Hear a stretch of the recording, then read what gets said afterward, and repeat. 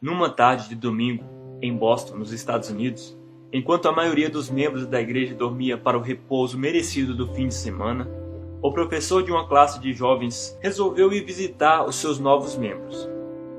Numa dessas visitas foi à casa de um rapaz que trabalhava com ele numa loja de sapatos. O nome deste rapaz era Moody. Moody aceitou o desafio de viver para a glória de Deus e se converteu. Tornou-se um bom pregador e, como evangelista, foi para a Inglaterra numa cruzada de evangelização.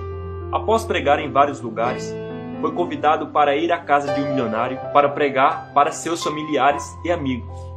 Na ocasião, o filho dele, Carlos Sturge, que era um famoso jogador de cricket, esporte muito praticado na Inglaterra como o futebol é para nós, se converteu. Carlos foi crescendo na fé após várias experiências com o Senhor. Herdeiro de toda a fortuna do pai após a morte, tudo foi doado por ele para missões e se tornou um missionário vivendo pela fé. Primeiro na China e depois na Índia e por fim no coração da África, com uma de suas filhas e o marido dela, Norman Grubb, que trabalhava e se espelhava nele.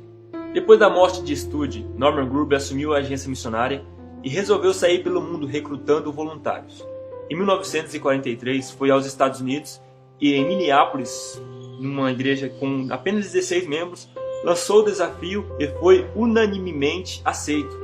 O pastor Ted Haggard, a esposa e a igreja resolveram vender todos os seus bens e aplicar tudo para chamar, treinar, enviar e sustentar 100 missionários em todo o mundo. Nascia assim, em 1945, o primeiro seminário Bethânia. 12 anos depois, em meados de 1957, foram matriculados dentre os muitos alunos um jovem chamado Larry Derby e a jovem Elizabeth. Durante o curso ficaram conhecendo melhor um ao outro. Se casaram em 20 de dezembro de 1959. 6 meses depois, em julho de 1960, formaram-se e foram para o Instituto de Línguas North Dakota, onde se prepararam transculturalmente para fazerem missões em Nova Guiné, na Oceania. De lá, seguiram para uma igreja em Lynn Lake, Canadá, e depois para Filadélfia, nos Estados Unidos, pela missão Wake Amen, onde se organizaram para preencher seu alvo missionário. Ali, recebeu o convite para o Brasil ao invés de Nova Guiné, o que, após relutarem um pouco, tomaram um avião rumo à América do Sul e não para a Oceania. Desembarcaram em 31 de janeiro de 1962 no Brasil e foram morar em Belo Horizonte, Minas Gerais, no prédio da Igreja Batista da Lagoinha com o pastor José Rego do Nascimento. A senhora Elizabeth já estava esperando seu primeiro filho, Davi, que nasceu no meio daquele ano.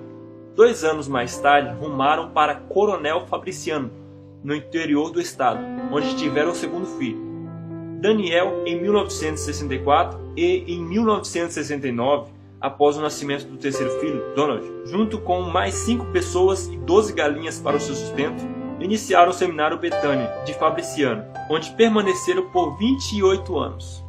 Mesmo sem conhecer todos os porquês, chegaram em Guarapari, no Espírito Santo, em 1990. E começaram a trabalhar com um grupo de surfistas que tinha acabado de conhecer a Jesus e iniciaram o que está conhecido como Surfistas de Cristo, SDC. Em 1994, sempre com a visão de fazer discípulos e mesmo sendo uma igreja recém-formada, não possuindo muitos recursos, enviaram 26 alunos para o seminário Bethânia em Coronel Fabriciano, Autônia, Paraná e Camaquã, no Rio Grande do Sul. Destes, 10 pessoas voltaram para trabalhar diretamente com a igreja em Guarapari. E em 1999, iniciaram a primeira turma do Seminário Evangélico Servos de Cristo, SDC.